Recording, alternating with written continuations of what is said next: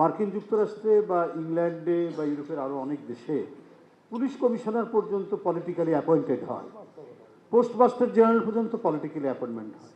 আপনি দেখেন যে সে যোগ্যতা আছে কিনা, তার ইউনিভার্সিটি গ্র্যাজুয়েশন এবং পোস্ট গ্র্যাজুয়েশন আছে কিনা। এবং আপনাদের আরেকটা জিনিস বলে রাখি, মার্কিন যুক্তরাষ্ট্রে একটা নির্বাচন হলে যদি যদি একটা পার্টির নতুন প্রেসিডেন্ট হন, তাহলে আগের প্রেসিডেন্টের যে চাকরিগুলো ফেডারেল চাকরি 18,000 ফেডারেল চাকরি একসাথে চলে যায়, আবার নতুন 18,000 চাকরি দিতে হয় নতুন দলের নতুন প্রেসিডেন্টকে। সোয়ান গ্রুপের একটি পণ্য। এই স্পয়েলের সিস্টেম বলা হয় এটাকে। এই স্পয়েলের সিস্টেম পৃথিবীর বহু দেশে আছে, গণতান্ত্রিক দেশে আছে। আপনাদের দেখার বিষয় বা গণমাধ্যমের যে বিষয়টি দেখার, যে সে ওই জায়গার জন্য কোয়ালিফাইড কিনা, তার কোনো একটা ভালো বিশ্ববিদ্যালয় বা ভালো শিক্ষা প্রতিষ্ঠান, আলমা মাটার যেটাই বলি না কেন, সেখান থেকে তার মানে ডিগ্রি আছে কিনা, সে কমপক্ষে তার স্ট্রং কমন সেন্স আছে কিনা, এগুলো হচ্ছে বিবেচ্য বিষয়। কিন্তু এবং সে কাজ করার যোগ্য কিনা।